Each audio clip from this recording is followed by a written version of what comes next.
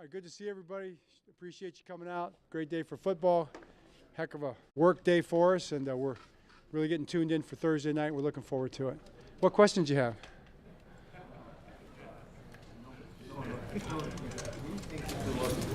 John, again, anything else to add with either Ronnie or Marlon at all?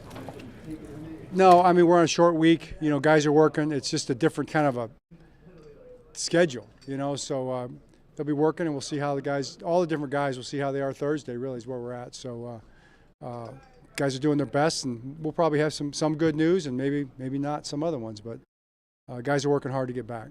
John, we didn't see Simpson showing him.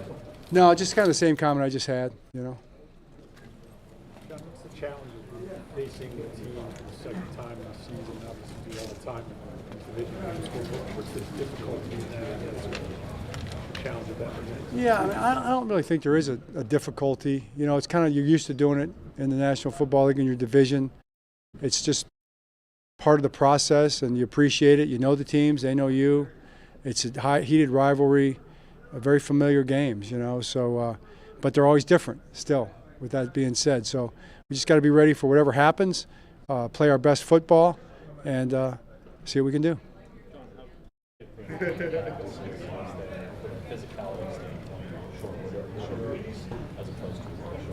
Well, it's different. I mean, you've got you don't have as many days. We came out and did what we did today. We hope it'll be effective. You do your best you can. Try to figure out all the kind of little scientific numbers and things that go with it. But bottom line, it's football. We're trying to be as sharp as we can Thursday night. Off topic a little bit, when's the last time you spoke to your brother, and how'd that conversation go? And do you have any opinion of everything that he's dealing with and what's going on in Michigan? Yeah, I've talked to him quite a bit. I have a lot of opinions on it, obviously. I'm his brother, and I'm proud as heck of him. I'm really impressed with the way he's handled himself through all this. I mean, it's been a long run, and but everything can be done to, his phones, his computers, and all that stuff have been looked at, and he's come through this thing with flying colors. And they really have, I don't know what they're trying to get, but they don't have anything of substance, and I just think I'm proud of them. I think it's a real compliment to our family and to him, something for us to be proud of, because, and his kids can see this, you get kind of in this kind of a situation where you come under fire for whatever reasons, and you come out in a really good place doing the right thing all the time. And I'm really proud of that, and I think it's great for her family and kids, and it's just a great blessing in that sense. He's a great man. He's a great coach. His players love him. His coaches love him. And he stands tall through all this. I know you got to get through Thursday, but knowing the schedule and their schedule, will you see him Saturday? Do you have plans to go to the game? If this goes the way it went last week, would you watch it with him? Yeah, well, that's a lot of good questions. I don't know. Let's get through Thursday night and see where we're at. But I'll definitely be pulling for him and the whole team on Saturday for sure. But we're thinking about Thursday night, 100%. John, a question on a family theme as well. Keith Mitchell is the latest of a number of players you've coached whose fathers played in the NFL. Is there anything that you note about guys who come from that background that is an advantage or makes them set apart in any way? I think there really is an advantage. I mean, he's grew up with it. His dad is a great dad. He comes from a great family. They just have been great parents. He's been raised so well. And then he's been raised in the kind of that football environment where he's watched his dad. He's been proud of his dad. He's seen the old clips from his dad with the Ravens. It's very meaningful for him, I think, to be in the National Football League, to be here. It's the same owner as when his dad was here, and he's had conversations with Steve on a regular basis, and I just think those kind of things make it even more about family, and once a Raven, always a Raven, and certainly in that case, it's a family affair, so it helps. There's no doubt about it. I don't know if you saw this last night on Monday Night Football, but Pat Mahomes said that M&T Bank Stadium is one of the two loudest stadiums he's ever played in. Yeah. Wow. Just wondering what you think. What was the other one? The other one was Seattle. Okay. It's a good one. Your thoughts on the environment, especially in these night primetime games? Well, yeah. I mean, I'm excited. It's great. You love our fan. It's great. It's great in the day, and it's even better at night. So it's going to be a great night Thursday night. We're proud to have this game. Appreciate the opportunity to play a home primetime game like this, especially such an important game like this. Our players are excited. I know our coaches are excited. I know our fans are excited. Can't wait to get out there and just try to do our best, and I know our fans will be behind us 1,000%. In all these tense, hyper-loyal games against Cincinnati, you guys have defended them very well over the last 2 years. What do you think has been the common denominator there? We've tackled well. We've covered well. I think you got to be disciplined. You got to play good, solid football, Childs, and that's it. And they're going to make their completions. They're going to make their runs, whatever, here and there. You just got to do the best every play you can to keep the ball in front and play good, solid football against them, because they're a good, solid football offense.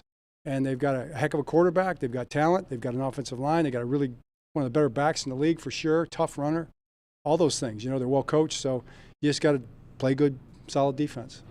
John, looking at that field goal block on Sunday, it looked like an overload. Kohler kind of came over at the last moment, trying to clean things up a bit. I guess what was your kind of diagnosis of what went wrong? Yeah, we just got a little push in there in the A and B gap for sure. A longer kick, it forced Tuck to try to bring the trajectory down just a little bit to get it there, because it was a long kick in this time of year, on that kind of a field.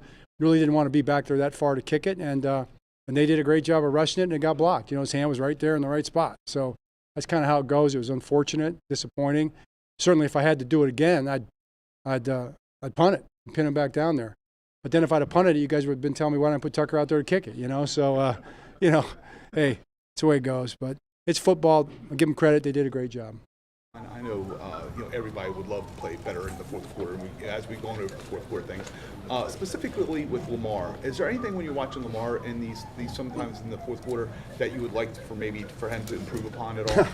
Well, I don't know. Which games are you talking about? I mean, nobody's perfect in every game. It's like, Lamar competes, he fights, he plays hard. You're going against the best defense in football, the schemes, and it's crazy situations. And I just wouldn't rather have any quarterback in the league than Lamar Jackson in a tough situation.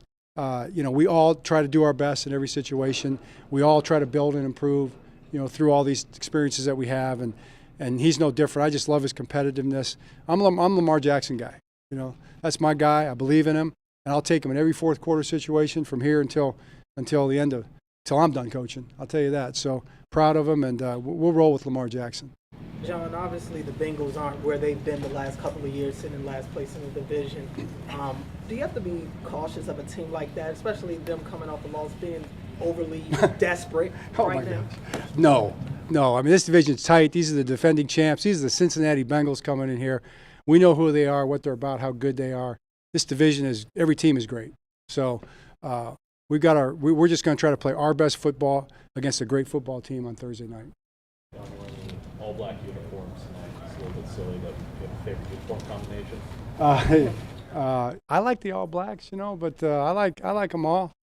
No, I just like the ones when I walk in the locker room. To be honest with you, I walk in the locker room and I see the uniform combination in the locker, whatever one it is. It just gets me psyched up. It's like that's what we're going to battle with wearing tonight, and that's the one I like the best, the one we're wearing, and that's just the truth. Even the gold pass? I was just going to say, hey man, if we'd have won, the gold pants would be higher on the rankings right now, but we didn't. So All right, cool. Thanks. All right, guys.